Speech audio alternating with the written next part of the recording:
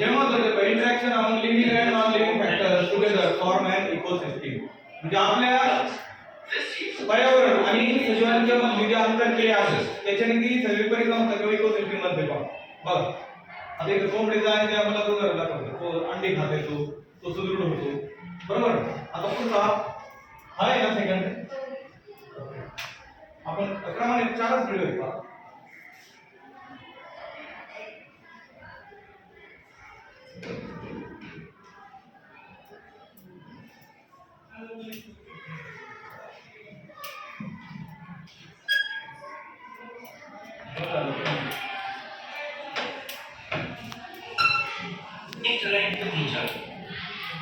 हे महत्वाचं आहे. इकोसिस्टमचे सगळे पार्ट दिले.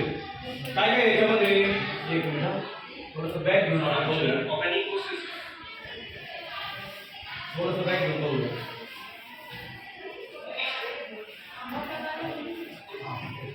हे पहा, हे इकोसिस्टमचे पार्ट आहेत. अबायोटिक फॅक्टर म्हणजे अजैविक घटक आणि बायोटिक फॅक्टर म्हणजे जैविक घटक. याच्यामध्ये आपण दोन बघितले होते, फिजिकल आणि केमिकल, भौतिक आणि रासायनिक. फिजिकल मध्ये एअर येईल, वॉटर येईल, वॉटर वेपर येईल, मिनरल्स येतील, सॉइल येईल, सनलाइट येईल. केमिकल मध्ये मात्र काय येईल, सेंद्रिय पदार्थ आणि असेंद्रिय पदार्थ येईल. ऑर्गॅनिक सबस्टन्सेस म्हणजे असेंद्रिय पदार्थ, ऑर्गॅनिक सबस्टन्सेस म्हणजे सेंद्रिय पदार्थ. मग इनऑर्गॅनिक मध्ये काय येईल, हायड्रोजन येईल, oxygen, nitrogen, calcium, iron, potassium, sodium. Organic मध्ये काय येईल, प्रोटीन आणि कार्बोहायड्रेट्स आणि लिपिड्स. दुसरा जो टाइप आहे तो बायोटिक फॅक्टर्स आहे. त्याच्यामध्ये प्रोड्युसर म्हणजे उत्पादक येतील, कंझ्युमर्स म्हणजे जे खाणारे आहे भक्षक येतील पहा, आणि डिकंपोजर्स म्हणजे आपण बघितलं विघटक. मग प्रोड्युसर्स मध्ये ऑटोट्रॉफ्स म्हणजे स्वयंपोषी, फक्त काय स्वयंपोषी, स्वतःला पोषण करणारे, स्वतः अन्न निर्मिती करणारे कोण आहे, फक्त वनस्पती, तिथं फक्त प्लांट्स येतील.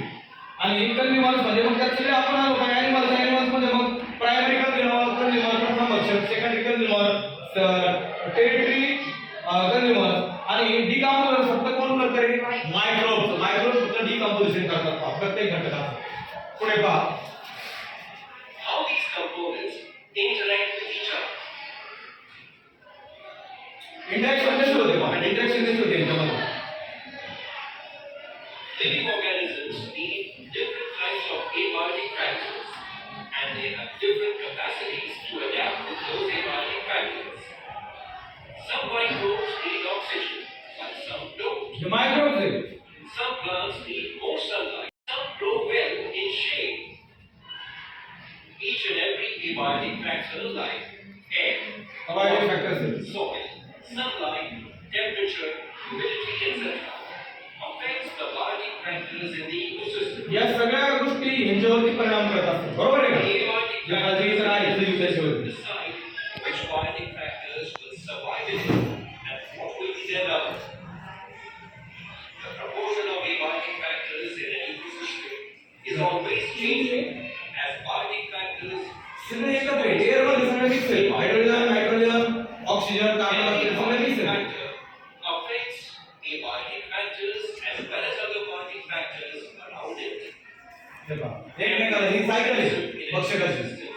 Plays a particular role while living wholly in that ecosystem. B2 The position of any living organism in context to other living organisms and the role it is playing is called niche. Look at this image. The image shows interaction among factors of an ecosystem. बघा, abiotic factors ह्याची cycle तयार होते बघा. Start करून होते बघा, plant produces heat आणि animal consume करतात प्लांटला. त्याच्यामध्ये प्रायमरी, सेकंडरी आणि टेरिटरी म्हणजे तृतीय भक्षक, द्वितीय भक्षक, हे प्रथम भक्षक. हे प्रथम भक्षक प्लांटला खातात. ह्याला कोण खातात रे, सेकंडरी जे आहेत कंझ्युमर्स ते खातात ह्याला. ह्याला कोण खातात, टेरिटरी कंझ्युमर्स म्हणजे तृतीय भक्षक. आणि मग ह्याच्यानंतर हे पहिल्यानंतर काय होतं रे, ह्यांचं डिकंपोजिशन कोण करतं, मायक्रोब सूक्ष्मजीव करतात.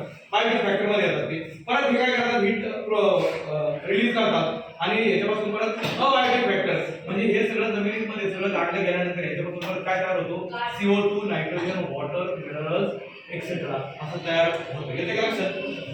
ठीक आहे ना? बस बस बस